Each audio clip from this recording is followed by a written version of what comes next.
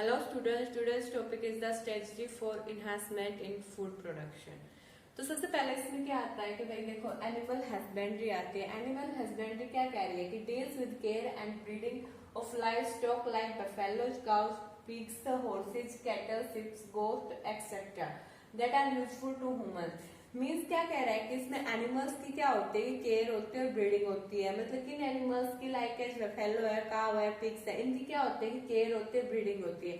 Means हम इसकी care और ब्रीडिंग क्यों करवाते हैं? बिकॉज एक तो हमें इनसे क्या मिलता है कि जैसे बफेलो और काव है, एक तो इनसे हमें क्या मिलता है कि भाई मिल्क मिलता है, सेकंड क्या मिलता है कि मीट मिलता है। इसलिए क्या किया जाता है कि इनकी अच्छे से केयर की जाती है। अगर मान लो कि अगर कोई भी मतलब भैंस है या मतलब क्या है गांव है, ठीक है, वो कहाँ रखी जाती है? मतलब मान लो कोई हाउस होल्ड है, हाउस होल्ड मतलब जो घर पे है, ठीक है, जो किसी के घर पे रखी जाती है, उसको क्या करते हैं कि अच्छी क्वालिटी का क्या देते हैं, फूडर देते हैं। मीन्स उसको चारा डालते हैं। क्यों डालते हैं? मतलब क्या है कि उसको अच्छे से क्या है कि मिल्क की यील्डिंग ज्यादा इंक्रीज करे, ठीक है। तो इसलिए क्या, और उनकी क्या करवाते हैं कि हम ब्रीडिंग करवाते हैं। ब्रीडिंग मीन्स क्या होता है कि उनके हम क्या करते हैं कि मेटिंग करवा देते हैं। तो ये क्या होता है कि भाई जो एनिमल हस्बेंड्री है कि मीन्स जो एनिमल्स होते हैं उनकी क्या करवाई जाए, केयर करवाई जाइए। और मतलब क्या होती है, ब्रीडिंग होती है, जो कि किसके लिए यूजफुल होती है, ह्यूमन कंजप्शन के लिए, ठीक है।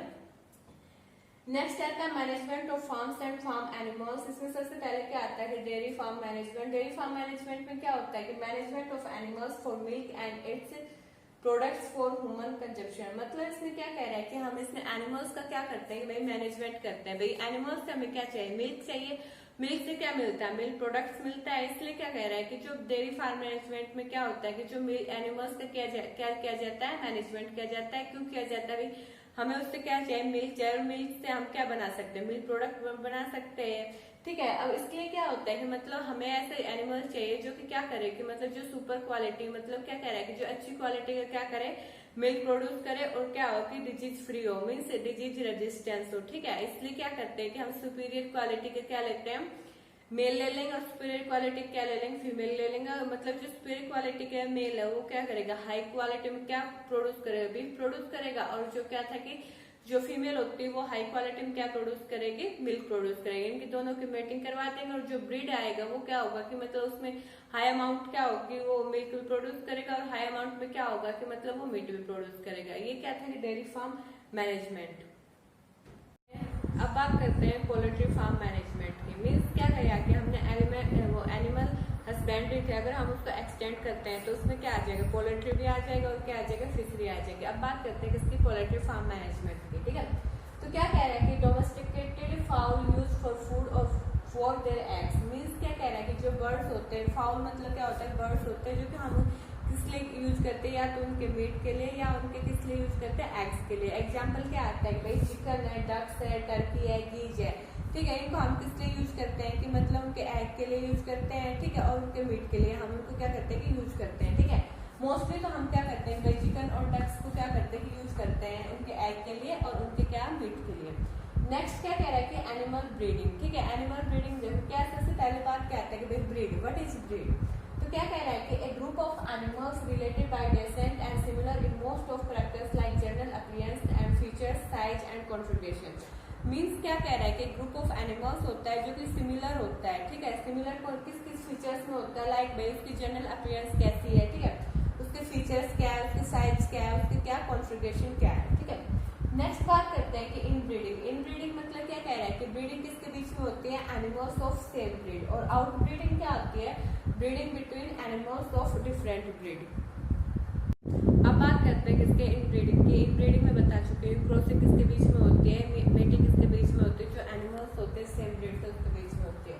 तो क्या कह रहा है कि हमने क्या लिया, सुपीरियर फीमेल लिए, सुपीरियर मेल लिए, ठीक है। उसमें से हमने क्या किया कि सेम ब्रीड को आइडेंटिफाई किया और क्या कर दिया कि मतलब मेटिंग किसमें करवा दी, पेयर्स में करवा दी, ठीक है।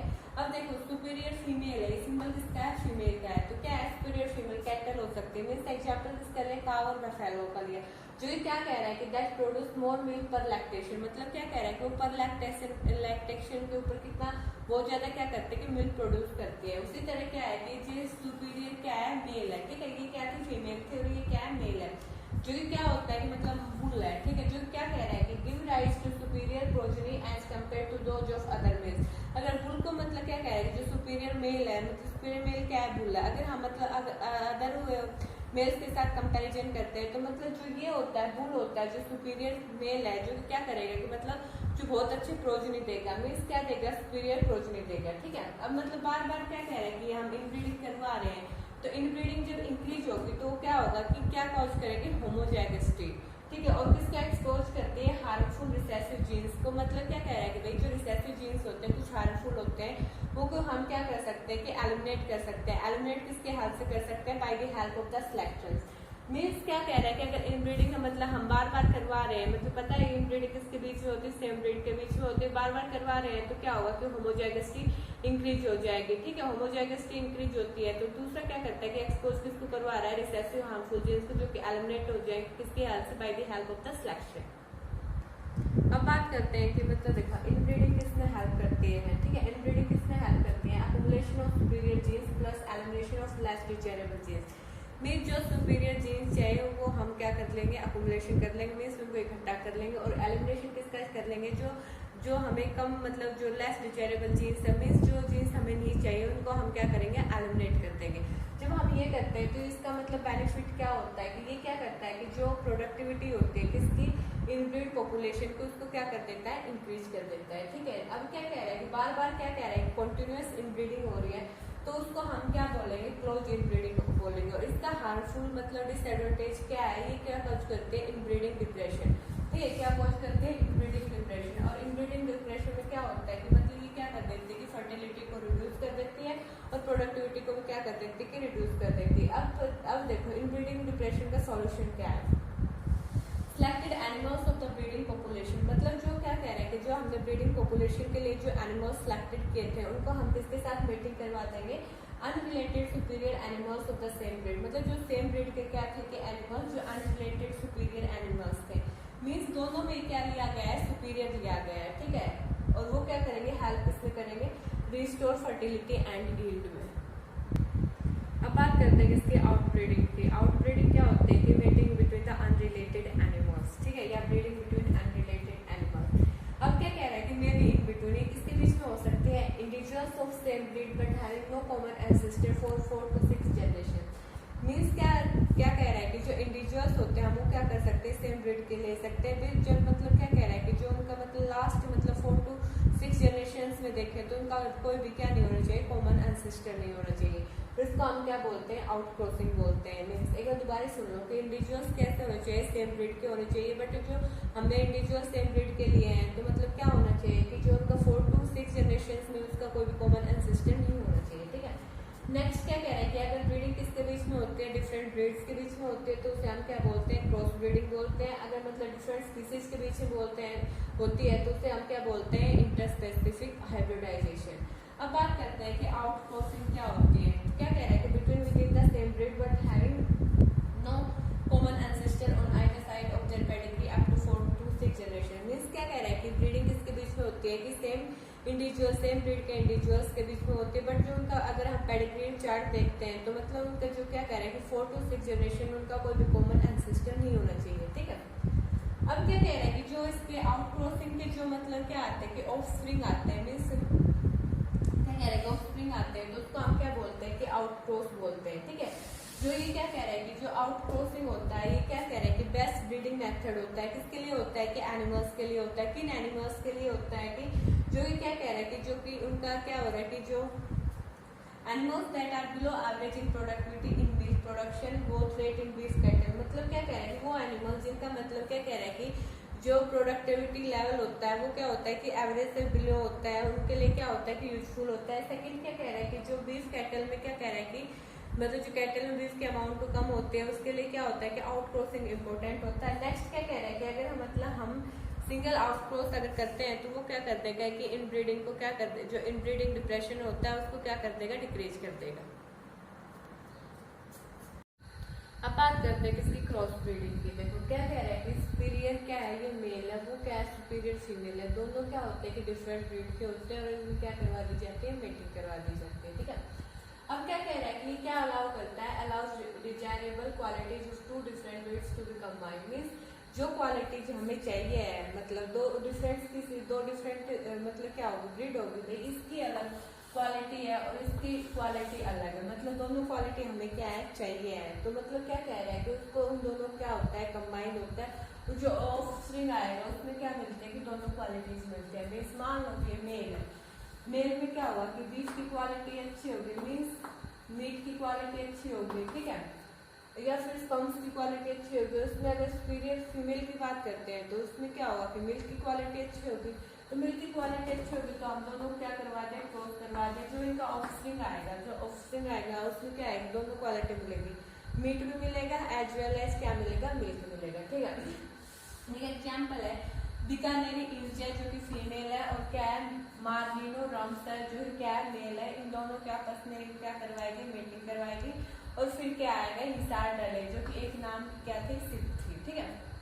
नेक्स्ट क्या कह रहा है कि इंटरस्पेसिफिक हाइब्रिडाइजेशन। इंटरस्पेसिफिक मीन्स क्या होता है कि जो मतलब क्या कह रहे हैं कि मीटिंग होती है किसके बीच में होती है, डिफरेंट स्पेसीज के बीच में होती है। अगर मतलब मान लो कि यहाँ पे क्या आ जाएगा, इंट्रा। इंट्रा मतलब क्या कह रहा है कि इंट्रा स्पेसिफिक किस में होती है, सेम स्पीसीज के बीच में, बट यहाँ पे क्या है इंटरस्पेसिफिक हाइब्रिडाइजेशन। तो मतलब क्या कह रहा है कि two different relative species are mating.